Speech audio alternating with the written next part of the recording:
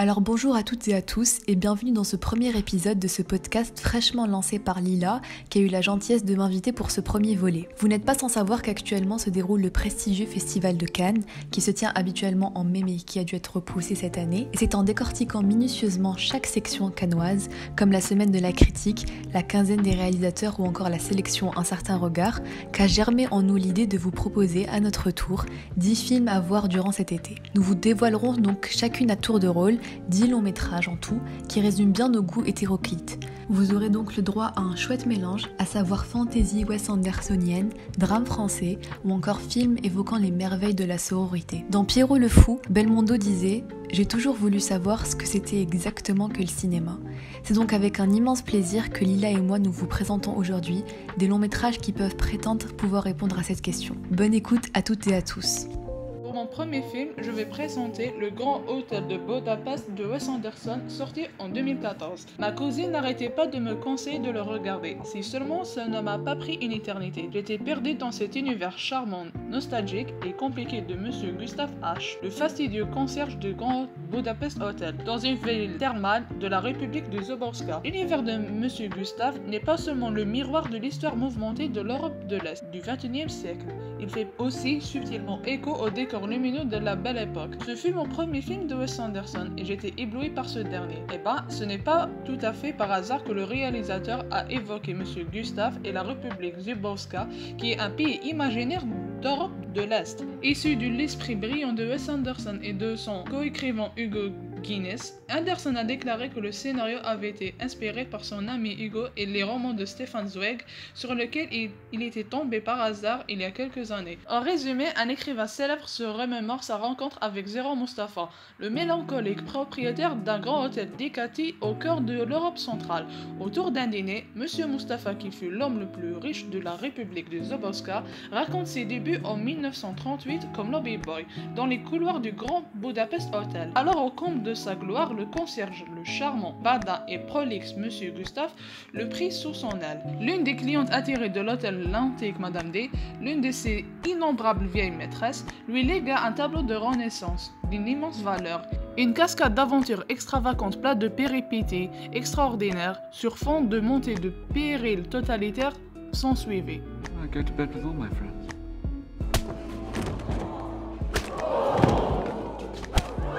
Alors pour ce premier film, je vais vous parler de Make to My Love, Canto Uno d'Abdelatif Kechiche. Le travail de Kechiche a toujours eu tendance à diviser. On est soit totalement réfractaire et fermé à son cinéma, soit en adoration totale et absolue. Et pour ma part, c'est plutôt le deuxième cas. J'ai d'ailleurs eu beaucoup de mal à ne choisir qu'un seul de ces films, tant j'ai une tendresse particulière pour chacun d'entre eux. Pour résumer brièvement l'histoire, l'action se déroule durant l'été 94 où l'on suit pendant plusieurs jours Amin qui retourne chez lui à Sète pour se consacrer entièrement à ses deux passions, à savoir l'écriture de scénarios et la photo. Il retrouve donc ses parents, sa famille, mais aussi ses amis d'enfance. On parle souvent de Kechiche et de son aptitude inouïe à dénicher de nouveaux talents. S'ils étaient pour la plupart d'entre eux féminins, on parle notamment d'Adèle Exarchopoulos dans La vie d'Adèle, d'Afsia Herzi dans La Graine et le Mulet qu'on retrouve également dans ce long métrage, ou encore Sarah Foresti dans L'Esquive, il semble cette fois-ci nous présenter l'action sous un regard purement masculin, celui donc d'Amin, interprété par Shahin Boumediene. Alors on est vraiment sur du cinéma latent, qui s'étire dans le temps et qui s'accorde parfaitement au laisser-aller qui s'y installe naturellement et qu'on retrouve dans tous les films de Kechiche. Je pense notamment à ces interminables repas familiaux truffés de gros plans ou ces scènes de danse où on semble complètement s'oublier. C'est une véritable pièce de théâtre digne de Marivaux, qui est, rappelons-le, très chère à Kechiche, qui s'organise autour d'Amin qui à son tour nous l'offre tel qu'il l'aperçoit à travers ses propres yeux. Et nous, en tant que spectateurs, on se complaît dans ce rôle qu'on partage avec lui. On écoute attentivement les peines de cœur, les ragots qu'on se raconte sur la plage en bronzant et la jalousie qu'on réprime, parce qu'on a atteint grâce à Amin un rang presque privilégié de confident au sein de toutes ces histoires qui s'entremêlent. Alors au casting, comme je l'ai dit plus tôt, on retrouve Shahin Boumediene dans le rôle principal, mais également d'autres comédiens absolument formidables. Je pense notamment à Salim Keshiouch, qu'on avait déjà remarqué dans La vie d'Adèle, qui incarne ici un personnage qu'on connaît tous, à savoir ce cousin dragueur, beau parleur, qui vous fait irrémédiablement de l'ombre, mais aussi Ophélie Beau ou Lucio qui ont été dénichés par Kechiche. Ce qui est incroyable dans le travail de Kechiche et qu'on retrouve vraiment dans son long métrage, c'est que c'est un film qui traque le quotidien, la beauté, l'instant présent, l'émotion et qui sublime le réel. Il mise beaucoup sur les sensations et ça à travers des scènes qu'on a tous et toutes vécues. Ces moments où s'entremêlent jalousie, désir, envie, des jeux de regard, des rencontres de corps, d'émotions et de culture. Vous trouverez forcément dans ces 3 heures de film un instant, un regard ou un sentiment qui vous sera familier. Et c'est précisément là qu'opère toute la magie de Make to My Love. Il y a un travail absolument fou sur la lumière qui se reflète sur leur visage et sur leur peau. On est en totale immersion avec ces personnages qu'on a presque l'impression de connaître. Et j'avais déjà ressenti ça très fortement à l'époque de La vie d'Adèle, où je m'étais sentie extrêmement proche de cette jeune femme et de son quotidien, où de se déferler les émotions. J'arrive une fois de plus à transcender ça de manière encore plus incroyable et encore plus naturaliste. Une grande partie de l'action se trame à travers des regards qu'on se lance, des regards timides, envieux, où tant de choses se passent, où tant de sentiments sont exprimés. Et c'est ce qui fait à mes yeux pour le coup l'immense beauté de ce long métrage, et ce qui le rend d'autant plus poignant et vibrant de vérité. Il y a certains plans qui sont des moments de grâce absolue, et je pense notamment à ces scènes à la plage avec un fond de musique classique, où le parallèle, puisqu'on assiste à un moment donné à la naissance d'un agneau, suivi quelques secondes plus tard de près d'une demi-heure de scène dans une boîte de nuit. Keshish, c'est tout simplement un réalisateur qui sait mettre en scène la vie. Donc foncez découvrir Make to My Love Kanto Uno, parce que non, le cinéma français ne se résume pas à des comédies franchement douteuses de Christian Clavier. Le cinéma français c'est ça aussi, et c'est absolument merveilleux. Et si ça vous plaît, je vous invite aussi à aller découvrir les autres longs métrages de Keshish, comme bien évidemment La vie d'Adèle, mais on ne cite pas aussi assez La graine et le mulet, Les Skives ou même Vénus noire. Même si je pense sincèrement qu'au fond, grâce à Make to My Love, on se rapproche vraiment de ce qu'on pourrait qualifier de chef-d'œuvre. Et la critique m'aide beaucoup à comprendre le sens de ce que je fais. Donc c'est presque une sorte de psychanalyse de film en film, comme si je partageais avec des passionnés de cinéma un plaisir du cinéma. Pour mon deuxième film, je vous conseille Forgotten de John Hang-Jun, sorti en 2017. Tout ce qui concerne un film ou une série Netflix, je suis toujours méfiante. Tout le monde est d'accord qu'il priorise la quantité des contenus plus que la qualité, mais parfois si on cherche bien, on peut trouver des pépites cachées. Forgotten est la perle rare de Netflix. J'ai rarement vu un film aussi addictif avec un scénario époustouflant qui nous mène en bateau tout le long du film et nous emmène de surprise en surprise. Son long métrage signé John Han-Jun bénéficie d'un scénario habile et réserve de belles scènes d'angoisse psychologique grâce à une réalisation classieuse et une atmosphère travaillée. Le rythme est plaisant et les 109 minutes sont imperceptibles. On regrette juste que le dénouement s'enlise un peu dans le mélodrame. Sans entrer dans les détails, pour ne pas gâcher l'histoire, Jin Sok, un étudiant de 21 ans, emménage dans une nouvelle maison avec ses parents et son frère aîné, Yoo Sok, auquel il voue admiration et affection. Peu de temps après, des événements étranges se produisent dans la demeure. Un jour, il resta impuissant face au kidnapping de Yoo Sok, en pleine rue. Son frère revient 19 jours plus tard sans aucun souvenir de l'accident. Jin Sok décida alors d'enquêter. J'encourage n'importe qui à regarder des films coréens. La cinéma coréenne ne se résume pas jusque sur Parasite. Pour ce deuxième film, je vais vous parler de Midsommar d'Ari Aster, réalisé en 2019. Un an à peine après le franc succès que fut Hérédité, Ari Aster signe son deuxième long métrage avec Midsommar, qui raconte l'histoire de Danny et Christian, un couple sur le point de se séparer quand la famille de Danny est touchée par une tragédie. Attristé par le deuil de la jeune femme, Christian ne peut se résoudre à la laisser seule et l'emmène avec lui et ses amis à un festival qui n'a lieu qu'une fois tous les 90 ans et se déroule dans un village suédois isolé. Mais ce qui commence comme des vacances insouciantes dans un pays où le soleil ne se couche pas, va vite prendre une tournure beaucoup plus sinistre et inquiétante. Alors on est tout comme dans Hérédité sur du cinéma d'horreur et d'épouvante, mais cette fois-ci avec une dimension bien plus folklorique. Notons avant tout qu'Ari Aster n'est absolument pas le précurseur de ce genre d'épouvante païen, puisque Robin Hardy nous avait déjà pondu 50 ans plus tôt l'immense Wicker Man, donc j'en profite, si vous n'avez pas vu Wicker Man, foncez-y, c'est tout simplement incroyable. Alors on est tout d'abord face à un prologue assez écrasant qui aurait peut-être annoncé un thriller de par le montage saccadé et la dimension assez psychotique de l'atmosphère. Puis s'ensuit l'arrivée dans cet endroit quasi onirique qui entraîne une incroyable bascule temporelle. Le récit se met de plus en plus à s'allonger dans une sorte de lenteur infinie dont il semble presque impossible d'en sortir. On évolue avec ces personnages dont on est proche, puisque comme eux, on se sent étranger à cette culture assez déconcertante et à ces rites païens qui deviennent impossibles à regarder. Je ne veux absolument pas spoiler, mais il y a une scène en gros de sacrifice qui est extrêmement pénible à regarder, qui est vraiment terrible. Et plus le récit avance, plus ce cadre prédomine au détriment des invités, qui finissent par s'effacer totalement et qui sont carrément écrasés par cette assourdissante horreur folklorique. Ce rythme lent et cette répétition agissent sur nous comme les très nombreux psychotropes consommés par les personnages. Ce que je trouve vraiment intéressant dans Midsommar, c'est que c'est un film sur la mise à mort de la société américaine et occidentale pour ratisser plus large, dont on voit toutes les failles, que ce soit le mensonge et l'hypocrisie de ceux qui avaient rejeté Danny dès le départ, ou la concurrence carrément malsaine et maladive des étudiants autour de leur thèse.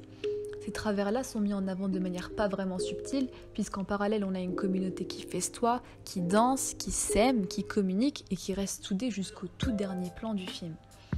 Tout semble millimétré jusqu'au bout, même le prénom de Christian qui finit condamné au silence, comme pour le punir de tous ces mensonges qu'il n'a cessé de raconter à absolument tous les personnages, ne semble symboliquement pas anodin, de par la dimension religieuse qu'a son long métrage. La photo est absolument éblouissante, les gens sont très blonds et il fait toujours très ensoleillé dans ce coin perdu de la Suède où le soleil ne se couche que 2 heures par jour. Il y a une fréquente utilisation du plan large pour renforcer l'aspect ultra communautaire du cadre. La progression se fait quasi exclusivement en groupe, de sorte à ce qu'aucun personnage ne se retrouve vraiment seul. Le prologue et l'épilogue semblent donc parfaitement se répondre, puisque si au départ Danny veut absolument faire le deuil de sa famille biologique, elle finit à la fin entourée, aimée et soutenue par une autre communauté dont elle ignorait l'existence même quelque temps auparavant. Ici, il y a clairement l'abolition du bien et du mal, puisque tout au long du film nous sera démontré la quasi-impossibilité d'apporter un jugement précis sur la situation, tant tout semble se confondre au profit de cette catharsis dans laquelle on veut volontiers se laisser entraîner. Donc foncez voir Midsommar et intéressez-vous au travail d'Ari Aster qui semble à mon avis très prometteur. Pour mon 4e film, je vais vous présenter Mummy de Xavier Dolan, sorti en 2014. Que dire sur Xavier Dolan, le prodige québécois du 7e art, lui qui se distingue par son utilisation unique des couleurs, des formats, des sons et de la lumière et la poésie. Ce génie qui se place au podium aux côtés de Wong Kar-wai ou Hitchcock se caractérise des autres avec brio par son caractère hors pair et son imagination sans limite.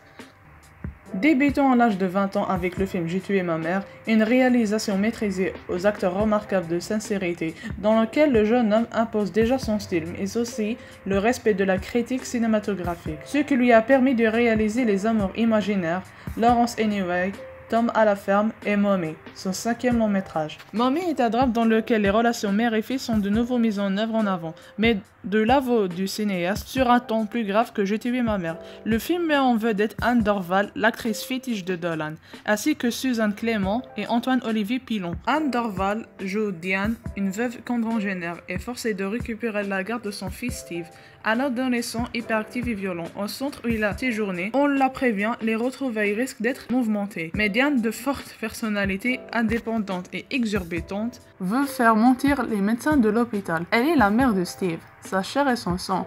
Elle arrive coûte que coûte contre toute attente. Elle parvient à apprivoiser cet enfant imprévisible, d'autant qu'elle peut compter sur l'aide inattendue d'une voisine, Kyla. Ensemble, ils trouvent un certain équilibre, cependant très fragile. Mummy ne ressemble contre toute attente à rien d'autre qu'un film de Dolan, hyperbolique, vivant et singulier. Grâce à une mise en scène immersive qui colle à peu près des personnages, le prodige québécois fait de nous les témoins grogués d'un cauchemar familial avec des ups and downs, rythmés par des tubes kitsch et des idées formelles proprement stupéfiantes. Sans perdre de vue qui je suis et le style que j'aime et ce que j'aime et les valeurs que je veux défendre, j'ai essayé de faire un cinéma qui... et puis j'ai réalisé en fait que c'est surtout que j'ai réalisé que les gens avaient raison. Puis je suis intelligent, je suis pas con. Donc je sais aussi quand je suis pas d'accord avec quelqu'un, puis je me dis, ben non, lui, non, ça, je peux discréditer complètement cette remarque-là, elle ne m'est pas utile. Je vous dis, ça c'est des épithètes qui sont flatteuses, mais je peux pas non plus les lire puis me dire, on crée pas en se disant, on arrive sur un plateau de tournage puis en se disant, non, mais ça pourrait vous bloquer. Ça y est tout le monde, ça pourrait vous bloquer j'ai pour la 25 suite, ans, Xavier. je suis un enfant prodige, je suis un génie et la journée commence, action. Non, artistiquement ça va nulle part. humainement, c'est de la merde parce que ça vous met un bandeau devant les yeux, ça vous bouche C'était les ça oreilles. la question, c'est que ça peut vous polluer pour la suite, quoi. Ça nous pollue, on s'en enorgueillit, puis on devient stupide parce qu'on crée non plus avec qui l'on est, puis avec ce qu'on ressent, mais avec ce qu'on dit de nous, puis l'image qu'on a de nous. Puis en fait, les gens seraient trop ravis que je confirme cette réputation qu'ils m'ont inventée d'une petite merde pédante qui tête à claque, arrogante, insolente, blablabla, blablabla. Alors là, je vais un peu plomber l'ambiance, puisque je vais vous parler de L'Enfer, de Claude Chabrol, réalisé en 1994. L'Enfer, c'est avant tout un scénario de Clouzot, adapté et inachevé en 64, avec au casting l'incroyable Romy Schneider et Serge Reggiani. C'était un travail purement expérimental, avec des tentatives visuelles assez ahurissantes, donc pour ça, si ça vous intéresse, il y a un super documentaire qui s'appelle L'Enfer, d'Henri-Georges Clouzot, et qui est réalisé justement à partir des archives de ce film inachevé. Alors il y a 1000 milliards de raisons qui font que justement ça reste un film inachevé. Clouzot fait un infarctus, il y a des conflits entre lui et Reggiani qui finit aussi par tomber malade. Bref, tout un tas de trucs qui font que Chabrol reprend le flambeau que lui laisse son aîné 30 ans plus tard. Mais Chabrol, c'est qui ? Chabrol, c'est un des cinéastes de la Nouvelle Vague, donc ces réalisateurs qui étaient d'abord critiques des cahiers du cinéma, à savoir Truffaut, Godard, Rohmer, Rivette et tant d'autres. Mais contrairement à ces derniers, son travail a généralement eu tendance à s'effacer au fil du temps, ce qui est vraiment dommage puisque l'œuvre de Chabrol est extrêmement dense et particulière. Et c'était pour moi l'occasion de vous en parler aujourd'hui. Alors c'est l'histoire d'un couple, Nelly et Paul, respectivement interprétés par Emmanuel Béard et François Cluzet.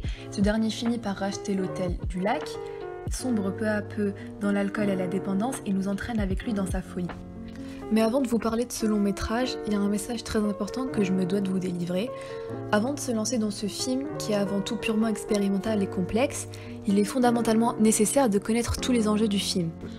C'est un film qui traite du féminicide, alors ce n'est absolument pas un spoil, puisque même s'il s'agit de la finalité de ce long métrage, ce qui est intéressant avant tout c'est de voir les mécanismes employés par le réalisateur et le metteur en scène pour mettre en avant cette folie meurtrière. Mais c'est un film qui parle d'une relation surtout toxique, où l'époux a une emprise à la fois morale et physique sur la protagoniste. Donc si vous êtes familier d'une manière ou d'une autre à l'un de ces thèmes, il serait peut-être préférable de passer à côté de cette expérience, dont on ne ressort vraiment pas indemne. Et surtout, prenez soin de vous, c'est très important. L'enfer nous montre avant tout comment une atmosphère de rapports infernaux, de patriarcat écrasant et de flou total qui repose sur des conflits avant tout internes pousse le personnage à commettre l'irréparable. C'est un film qui est purement manichéen puisqu'à aucun moment nous est donné l'occasion d'avoir pitié de ce personnage ou même d'essayer de le comprendre, ce qui aurait vraiment pu donner un autre tournant au film. Mais non, à peine les 30 premières minutes du film passées, Paul nous est présenté comme un bourreau qui cherche coûte que coûte à avoir l'emprise sur Nelly, son épouse. Et tout ça, c'est vraiment pas anodin, puisqu'on a une Emmanuel Béard qui est au sommet de sa beauté, qui représente à la fois l'innocence et le charme juvénile avec ses cheveux blonds, ses yeux clairs et son franc-parler qui est carrément touchant, mais aussi la sensualité, à travers la grâce folle de son corps qui ne cesse d'être mis en avant dans le film. Et c'est sous cet angle-là, et uniquement cet angle-là, qu'elle finit par être envisagée, d'où sa réduction au stade d'objet que son époux cherche avant tout à s'approprier, et croit bêtement que c'est le seul schéma qui lui est destiné et qui pourrait intéresser n'importe quel homme, puisqu'il finit par douter d'absolument chaque personnage masculin séjournant à l'hôtel. Sa névrose et sa démence montent en puissance et finissent par devenir de plus en plus insoutenables, de plus en plus irrespirables et surtout de plus en plus difficiles à affronter. Et là je pense notamment à une scène où Cluzet pète littéralement les plombs et tout ce qui se trouve autour de lui du coup, tellement il ne supporte plus ce sentiment qui grandit en lui et qui le gangrène littéralement de l'intérieur. Il y a une incroyable violence verbale mêlée à une atmosphère extrêmement oppressante qui, ensemble, vont se mettre à serrer la gorge du personnage victime du patriarcat et de la domination masculine toxique. Et ce qui est à mes yeux extrêmement troublant dans ce film, c'est que le personnage qu'incarne Cluzet est au final atrocement banal. Ça pourrait bien être un de vos proches, sans même que vous ne l'ayez envisagé sous cet angle-là, à savoir l'angle du mal, dans ce qu'il a de plus absolu, de la jalousie et de l'emprise. Et ce qui est à la fois incroyablement fascinant et terrifiant, c'est que dans les années 60, c'est bien un thème qui a clairement été envisagé par Clouzot, lui-même repris 30 ans plus tard par Chabrol, et nous en 2021, soit encore une fois pratiquement 30 ans après, ça reste un thème qui est toujours criant de réalisme et d'actualité. Donc foncez voir l'enfer, avec toutes les mises en garde que j'ai énoncées plus tôt. Foncez voir l'enfer, c'est une phrase marrante ça.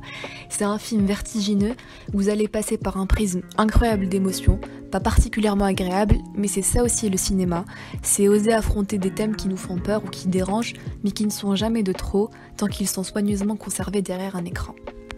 Pour mon troisième film, je vais parler de Never Look Away au Work on auteur de Florian Henkel von den Meersmark, sorti en 2017. Never Look Away est basé sur la vie de Gerhard Richter, l'un des artistes vivants les plus importants d'Allemagne.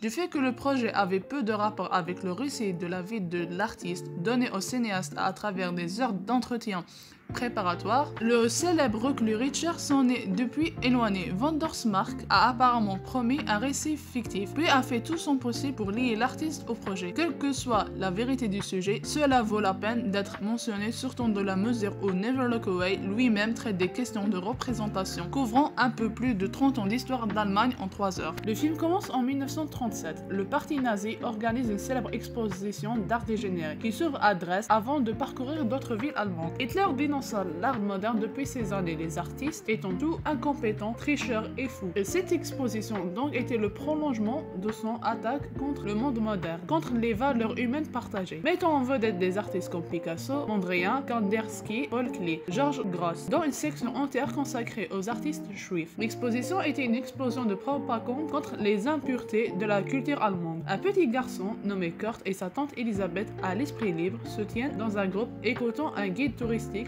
avec mépris désigne à Kandinsky. Comment cela élève-t-il l'âme? Le film couvre beaucoup dans le terrain, à commencer par un portrait terrifiant de l'eugénisme nazi et le programme de stérilisation forcée.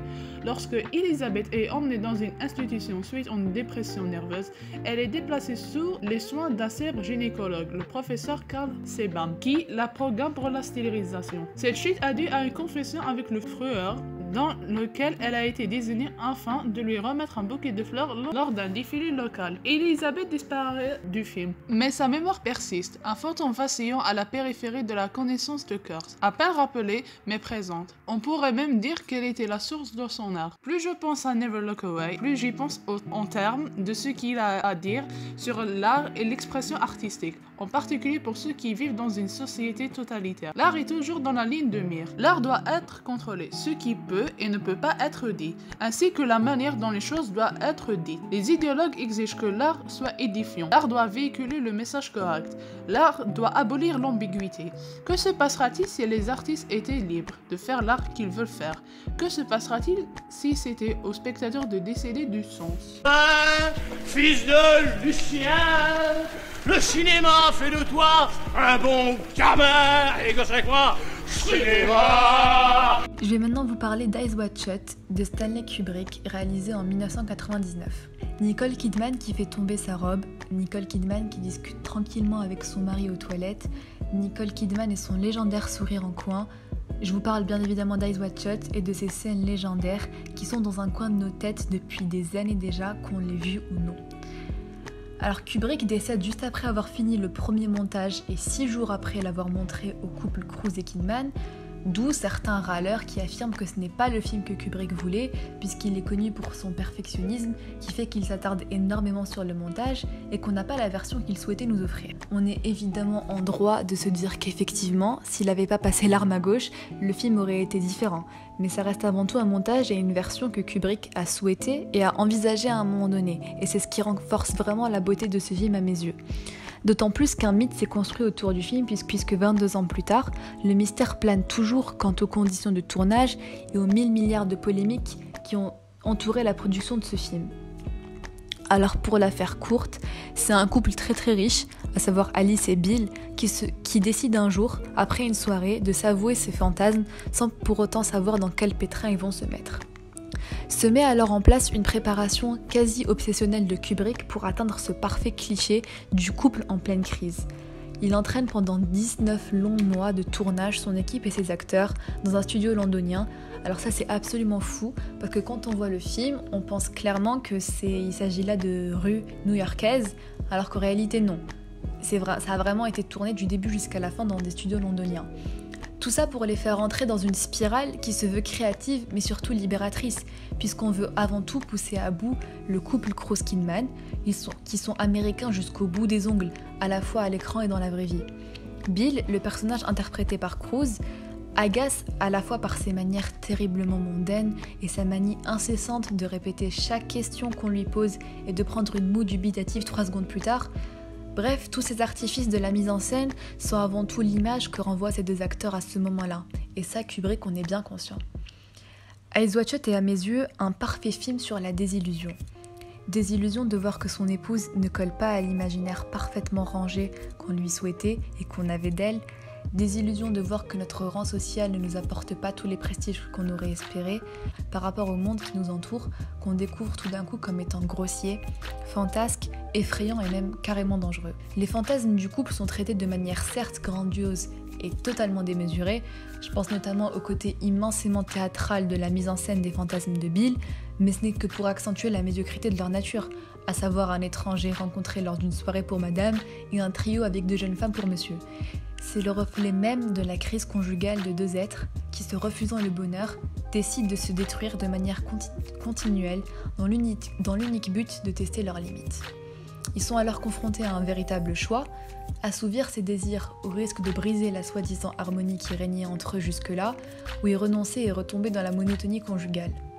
Et ce qui est vraiment intéressant dans ce film, c'est l'impossibilité totale à lui attribuer un genre.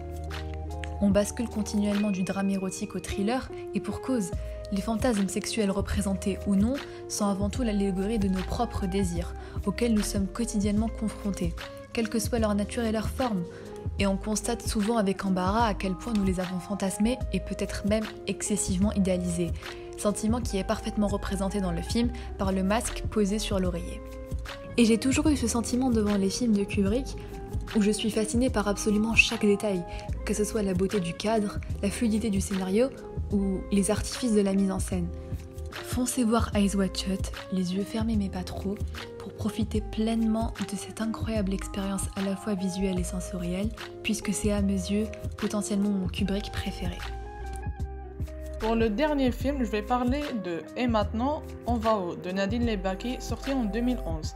Après avoir eu le cœur dirigé en regardant Capharnaüm, je décide d'explorer la filmographie de la réalisatrice libanaise, dont j'avais retenu le nom lors de la sortie de son film en 2018, pour lequel elle a reçu le prix du jury au Festival de Cannes.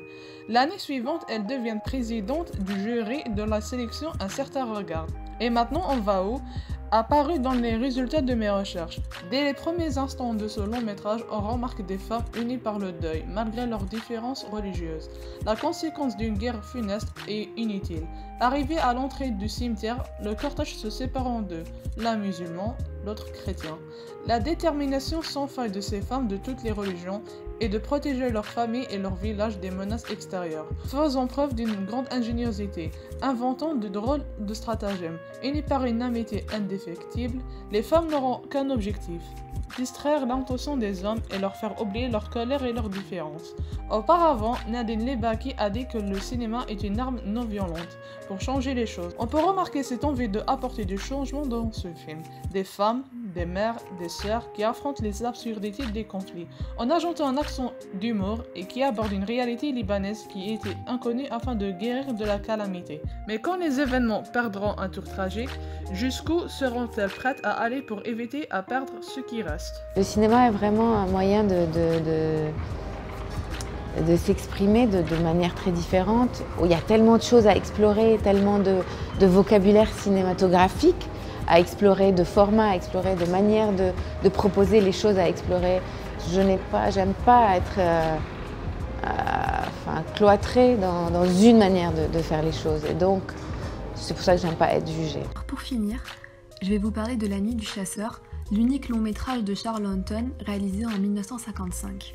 Il raconte l'histoire d'un pasteur inquiétant, incarné par Robert Mitchum, qui poursuit dans l'Amérique rurale 2 enfants dont le père vient d'être condamné pour vol et meurtre. Avant son incarcération, le père leur avait confié 10 000 $ dont ils ne doivent révéler l'existence à personne. Pour chasser sans pitié par ce prêcheur psychopathe et abandonné à eux-mêmes, les enfants se lancent sur les routes. Alors il y a un terme que j'aime pas vraiment employer parce qu'il a été tellement galvaudé qu'il en est devenu parfaitement ridicule et vide de sens, mais La Nuit du Chasseur, à mes yeux, c'est vraiment un film important. Important parce que c'est avant tout un film didactique. Il y a absolument tout dans ce film. Tous les anciens codes de l'écriture des personnages, de la mise en scène, de la construction du scénario et tant d'autres. Il propose une richesse visuelle et scénaristique absolument déconcertante. On baigne continuellement dans la fable avec cet homme qui, tel un loup, se met en tête de poursuivre 2 pauvres enfants pour leur dérober leur fortune. Il y a dans ce film également l'archétype du méchant dans ce qu'il a de plus absolu, le regard inquiétant, la force quasi surhumaine, le discours où se mêlent folie délirante et rapport extrêmement problématique à Dieu, la manipulation d'autrui qui est tout à fait révoltante. Enfin, à certains moments donnés, on est là, on est devant notre écran et on a envie de secouer dans tous les sens les personnages qui croient dur comme fer à la bonté de l'antagoniste, alors que dès le départ, nous, on est liés avec les enfants par ce secret qu'ils se doivent de garder. On a des sueurs froides à chaque fois qu'ils semblent sur le point de le découvrir, et on retient notre souffle quand la petite Pearl s'approche dangereusement de cet homme qu'elle désire profondément considérer comme son père. C'est vraiment un film que j'ai reçu comme une gamine de 6 ans. C'est un film qui n'a pas pris une seule ride, surtout dans la terreur qu'il provoque. Je pense à certains plans, notamment avec des ombres persistantes, ou même encore un autre plan avec l'antagoniste, encore une fois, sur un cheval qu'on voit au loin, qui est absolument terrifiant. C'est un film sur l'abondance et la persistance de la noirceur. Un long métrage qui évoque aussi les conséquences désastreuses de la crise de 29, et ça toujours à travers les personnages qui se laissent aller, que ce soit au meurtre, à savoir le père des 2 enfants, ou à la boisson, donc leur oncle Birdie, ou même la foi totalement fanatique de l'ensemble des habitants du village. Alors ne soyez surtout pas réfractaires au cinéma de l'ancien Hollywood, ce film est un véritable monument, absolument intemporel, qu'il faut voir et revoir.